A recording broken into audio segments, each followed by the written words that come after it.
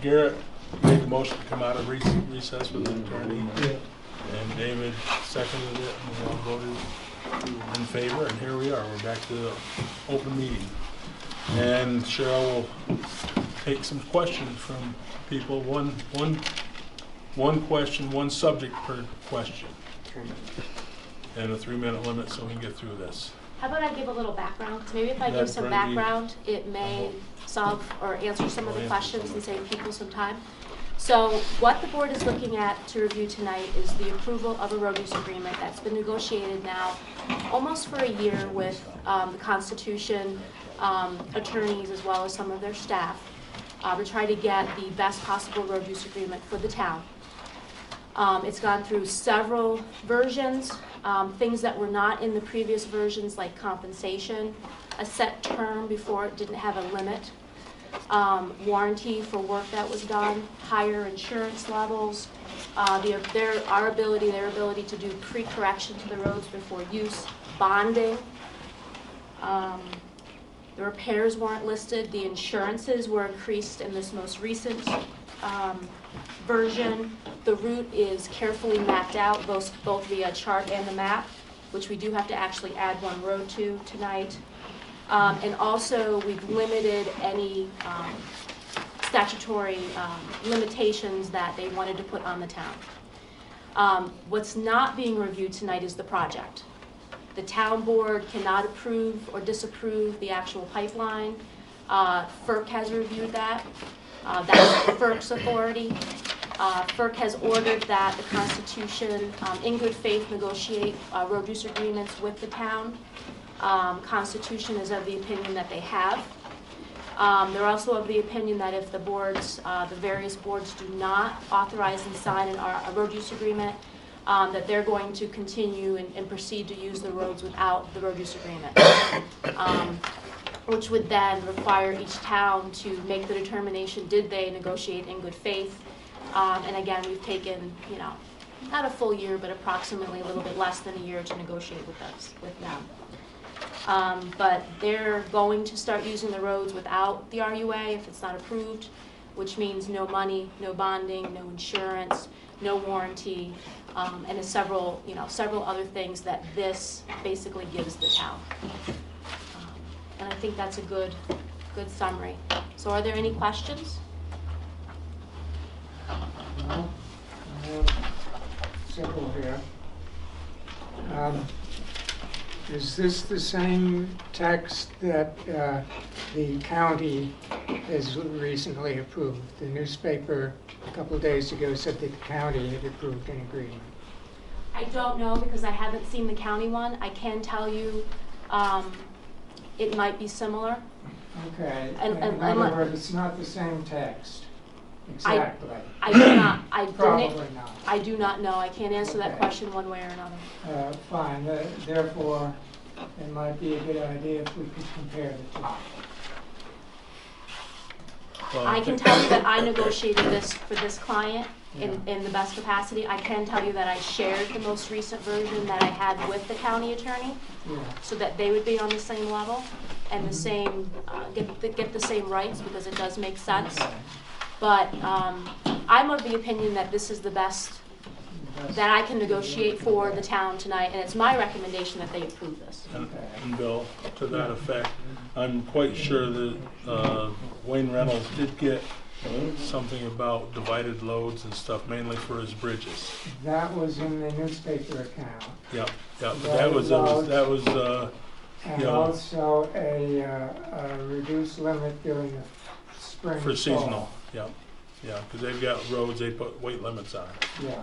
And that's what Wayne wanted, and he did Okay, get that. But other than that, they got the $7,500 a mile, and they had just over 8 miles of used roads, I believe, on theirs. Permitting process put in there too. Right, they have a permitting process, but basically, okay. they have been in touch with Cheryl, for Okay, quite a so while. it's The county pretty well has. coordinated. I think it's been more of a coordinate. They didn't sit together and work it out, but they were taking what Cheryl has done for the town. And Wayne Reynolds said that he made some comments that, Okay. you know, made us, you know, that Cheryl was quite a bulldog, basically, you know, Oh, on good. these, that she, you know, she wasn't gonna back down. That's what we need. And so I think, you know, he was, you know, he told me that, you know, you got quite a, you know, ballsy attorney, is what he said. Right. I will So- tell you that these negotiations did help other municipalities like Davenport. Because we were so tough and forced some issues, they got additional monies, even after they had signed the road use agreement. They originally signed for 30,000, and they'll get 100 and something. In a similar vein, has Delta Engineering had a chance to see this or comment on No, it? Or, no. I guess we need to sort of coordinate with them sometime? They'll get a copy of it when, and if we approve it, I guess, see So what. that, So, the so let comment me is. add one thing to that. My office represents multiple municipalities and multiple counties. We represent Otsego, which also uses Delta, and Otsego adopted this previously. yeah. So I am fairly confident that Delta either has seen this or is going to see this shortly. Right, they should see it sometime because they're working for us. Okay, next item, Bill, we'll go on to another, you know, okay, just, you know, maybe somebody else will have the same question you have. We can come back to you. Okay, somebody else? Got a couple. Question I have concerns the $1 million for damages, The $1 Mark, million bonding? the $1 million bonding. Mark, I was going to ask you, like, if a road gets destroyed, you have a pretty good feeling if it's a gravel road, how much per mile, and if it's a macadam road, how much per mile. And I thought it was $1 million a mile now for macadam, but I have no idea. That's what I need to ask. Basically boiled down to that they were already bonded for the whole project, okay, for road use stuff. Okay. So then we lowered ours. So let me explain to you, bonding is like insurance. I have tried to pull a bond twice. The mere threat of pulling a bond forced them to fix roads, not this company specifically. You pull a bond, it interferes with their credit score, interferes with their ability to get future bonding. It is not like money in the bank. You're much better off keeping that in reserve, making sure that it's good. You're never going to get bonding dollar for dollar for coverage of what you need. You need enough to hurt them and interfere with their ability so they never want you to pull it. So that $1 million in itself wouldn't be enough. If they damaged 5 miles of macadam, that wouldn't do it. But at least we got a threat. Okay, that's okay. I have another question, but if you want to take turns. Somebody else? Got to be back to Bill. Well, Bill asked. Oh, you had two? Okay, I'll ask a We'll second let one. Donnie have All right. another one, Bill, and you can ask one if nobody else wants. Okay? I might not have seen it in here, but you did mention, Cheryl, when you started up about some roads might have to be repaired, brought up to where they can even take their trucks across them. Others might be damaged as they're doing it. Is there enough in here to cover that kind of damage if you have to work on a road 2 or 3 times while they're getting it completed? The way it's set up is we will take it to them and say, we don't like what's happened here. They already have 3 contractors under retainer, and they will fix it with their monies. Excellent. Page 2, paragraph 2B, actually talks about the pre-use ability. It says that the company and the municipality identify deficiencies or inaccuracies in the road relation to planned activities. So Mark has been great, Mark's been out, we know where they're going, we know where there's certain concerns. If something changes, we get a flash flood before they start, we lose something, it damages the roads. This gives Mark the ability to go with them and say, before you even start, because the last thing we want is them hurting a road that's already not in good condition. So that's important. I have utilized that before with these types of companies. And Mark knows what his roads, the conditions are, so it's helpful before they even start. Okay, is there anybody else? Okay, Pete? Why couldn't we get a law ordinance agreement this time instead of an agreement? I'm sorry, say that again? Why couldn't we get a law ordinance signed instead of an agreement? board, Actually, the town board decided to go with a road use agreement. If we can get, we wanted a road use agreement more important than the road use law. You could have had both. Some towns do have both. But the big thing was we have got a road use agreement, and they haven't started construction. But as a town board, I believe the board talked about tabling it. We've got it on file, so we can look it over and implement it at some time if we want to.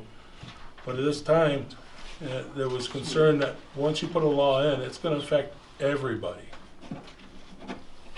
Even local, businesses and stuff. And you can't create a law just to affect, a local law like this, just to affect one industry or one business. It would interfere with interstate commerce, and potentially could be stricken and struck down. I will tell you that the town of Otsego, which my firm represents, has the road preservation local law that incorporates the Delta program. This is the same exact road use agreement that they're using, because my firm negotiated it, and that is satisfied under the road preservation local law. In my opinion, in my legal opinion, you didn't lose anything by not having the local law. You're getting the same thing that Otsego and other towns are getting, and actually you've gotten more. And us negotiating this, you've helped others get more indirectly. Well, I want to answer why I bring it up. We have a lot of senior citizens, a lot of people getting a little older here, and we don't want them to have the burden. It's bad enough they have to live on a paycheck and that's whatever they're getting. And we don't want to see them leave or put more burden on them. That's the reason why I bring it up. The other thing that you should know is right now, under town law and highway law, your town has the ability to go after anyone legally, bring lawsuits if someone does damage the roads, and force them to repair the roads. So you already have that ability under New York state law without a local law, even without this road use agreement. What this road use agreement does for you is it gives you money up front. You know where they're going. You know you're getting warranties, you're getting insurance, you're getting things that under the New York state law you would not be getting. And you're getting things that we would have been able to get you under the local law. And you're doing that without the local law. I don't think you're in any worse shape with this without the local law than with. Thank you. You're welcome. okay, Bill, somebody else? Okay, next one, on page 7, there is number 13 at the bottom. It says counterparts. Could you relieve our ignorance on that? Yep. So what that means is your supervisor could sign a copy. Alan could sign a copy, who's the representative for Constitution, and they could take a copy of one page and a copy of the other and put them together. So you have a signature on one page and a signature on the other. It used to be that legally we wanted the signatures all on one page. Now with electronic signatures and copies, you can sign them in different I see. copies. You can sign different copies and then staple them together, and this is legal. Exactly. That's not, I'm a stickler, so I gave Jeff, the supervisor, 2 copies. I'd like him to sign both. I'm gonna make copies and send them both. I'd much rather them be not counterparts and on the same page, but legally it's there in case something happens and I need to have 2 different copies. Okay. Do I have another one? You got one, Don? I got another one. Okay. You do, okay. The exhibit 1A, A1 and A2 showed the number of roads. You mentioned another road is going to be added. But the question I have, at the last board meeting, Jeff, you mentioned that you might try to get something in there that if they used roads that they didn't use, more than 25%, you would try to get. I saw nothing in here about that. That if they use, Less than 25%? no, use more. Is it in here, the 25%'s in here? 2A, page 2. Okay. And just so everybody's Thank you. I on just this, hadn't seen that's it. okay. Just so everybody's on the same page, we did, the Rod and Gun Club is not included in there. And we're gonna make sure that it is included in there. Also, the page 3 of the exhibits, I realized that that attachment was the complete waiver. So there actually is a new page. And I have a copy for the clerk, so the clerk may have to give you a new page 3 of 3. just to make sure everybody has the same. But to follow up on that is, who's gonna be, how are you gonna watch the store when they're working in different areas? How do you know when they, When they're gone for. okay, that's exactly what I know, Mark. Somebody Yeah. has to watch them when they're There's- working somewhere, you probably will know. Their road superintendent, Alan, and myself will be in full contact. He told me if he sees something that's gonna happen where they're gonna switch out, on the first phone call, and then we go from there. If my guys see that's happening, then we go after them. And probably you'll get a few calls from citizens or something if there's a truck in some stupid place where it shouldn't be, because they could get lost. No, And we Yeah. encourage people, that's right. please Yeah, call. Yeah. And if they do change up the roads, what you need to know is there's a pre-video that is done of the roads, so we have a precondition. Yeah. So they have to plan this. Do accidents happen? Do people get lost? Yes. If it becomes a problem, I have suggestions for Mark, like letting them put signs up, because sometimes you do have truck drivers that aren't familiar and signs do help. So practically, there are ways to deal with You this. can't trust GPSs. No, you can't. But in terms of like, so like if they do come down Otika Road towards me to where the crossing is, then load Right. pipe and stuff, they are gonna back up and try to back up into Van Tassel, or how the hell are they gonna do that? I'm just asking if you have an They're idea. talking, they're gonna turn around at Oh, the be able to back crossing. into the crossing, they make enough Back so into they the can get. crossing Oh, and then come back out. maybe that'd be easier to unload because they'd be off the road when they're unloaded. Right. Okay, good. No, that's it. That's what their plans are, Donnie, and that's what's gotta be watched. And the nice thing is the way this is written, if their plans change and it doesn't work, and it is above 25%, we have the ability to come back and say, pay us for everything. So the town is taken care of. And they originally didn't offer anything on that. So that's where Cheryl's, we feel, not the best job, because we should have got 100%, but, you know, we got 75% of it instead of nothing. It is negotiations. That is right. Yep. Okay, Bill, if nobody My else, next one was about Rod and Gun Club Road, but I guess that's been covered. that's, yep. And it's gonna be added. Yep. Okay. After that is page 3 defines road damage quite specifically. But it doesn't mention structural damage to culverts or bridges.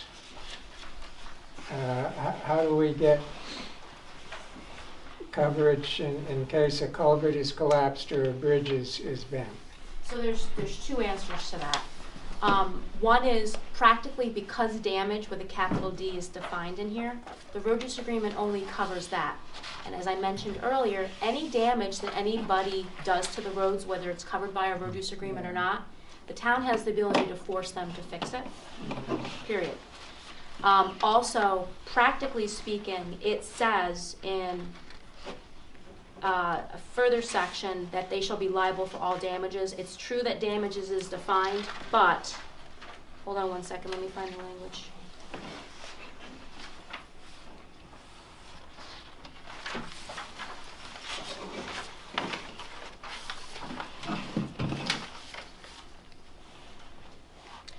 We also have the ability, it's in page 3A, to notify them if there's damage.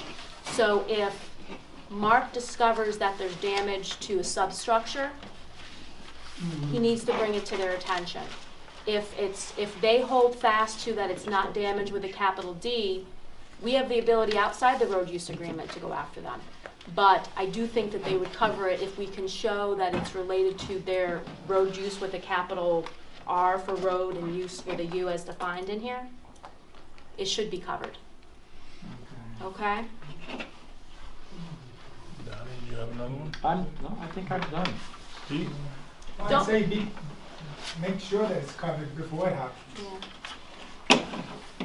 want I mean, people to I will tell you right now, there is no perfect legal document, there's no perfect road use agreement. But we've negotiated what we think is the best that we can do. We've shared this with other municipalities so they can get this as well. Constitution was not happy with me at all. But I do think that this is the best that we could get for the town. It seems like this How long is the contract good for? 2 years. 2 years after they're done, after completion? It's 2 years after, I believe, they get their ability to proceed. There is a force majeure in here, which is basically legal language for if something happens that stops them, the period that they're stopped doesn't count towards the 2 years. We put the term in there for several reasons. One, they always say that they want to get done, that it's cost effective for them to be done, be complete, and get out. But if there's no term, then basically you get the dollar figure one time. If we put a term in there and something happens, I have one where they came in and did an inner loop and a compressor expansion. We forced them because of other language in that road use agreement to give more money. But if there wasn't a term in here and they wanted to do expansions, got further FERC approvals, the contract would never expire. You'd never get that additional compensation or that additional bonding or that additional insurance, because after a certain time period, the value of the dollar changes, the value of insurance changes. Initially, the insurance on this was $1 million, $2 million. It's now 2.4. In 5 years, I might ask for 5.6.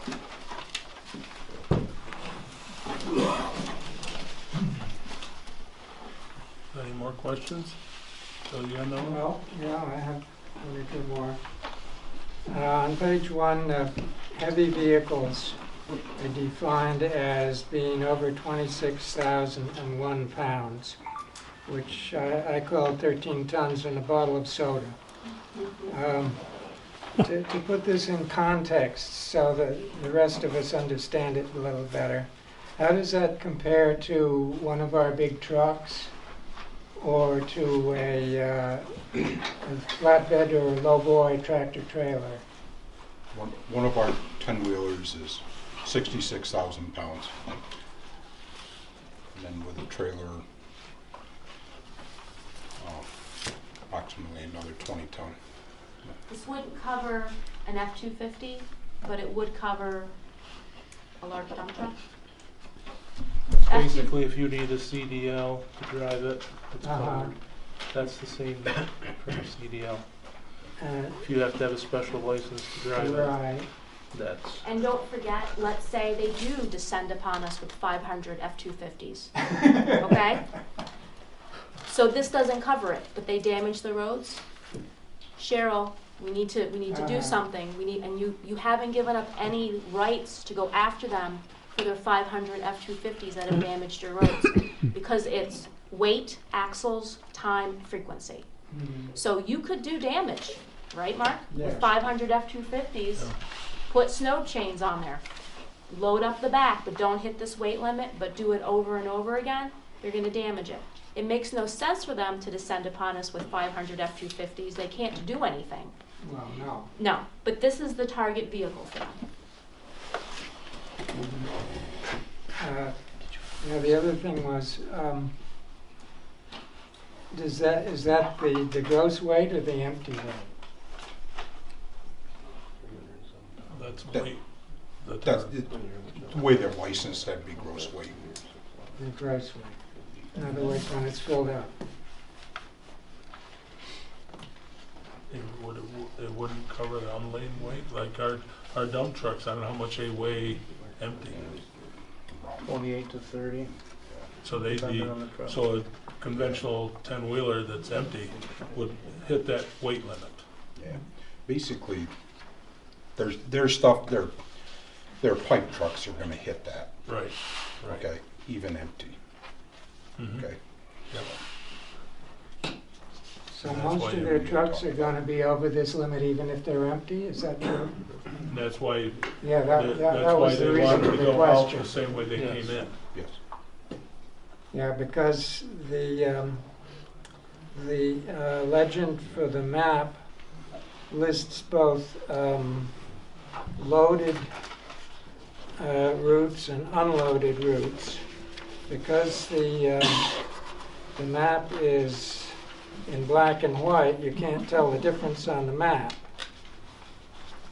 But if you look at the bottom line, it says loaded routes and unloaded routes. And I actually printed 6 copies for the board and the clerk, and I think Mark may have one as well, that are in color, so, so you can tell the difference. But essentially, you're asking them to go back the same route they came Same. anyway. And That's the what the point. intention is at So this even point. even if they were That lighter, they're- they would still. That's what Yep. Alan has told us anyway, and, you know, that, you know, they plan on coming in and going out the same way. And that's why they don't wanna, you know, if they had coming in one way and go on down over Otega Mountain, even unladen, they'd be over the weight limit, and they'd be under the road use agreement, where they'd have to add the miles to it.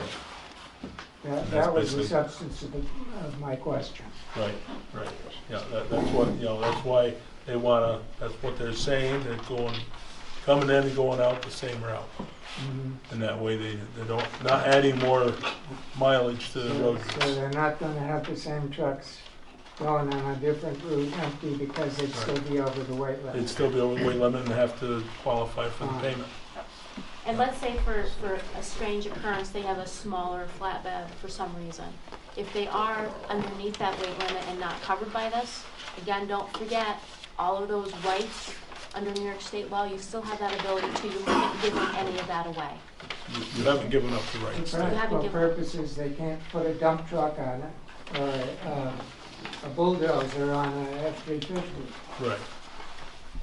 Well, even if they did put a fifth wheel trailer behind a F-350, you probably would gross out Yeah. over the 26, so it'd be illegal to, you know, they wouldn't be in compliance with that truck size going.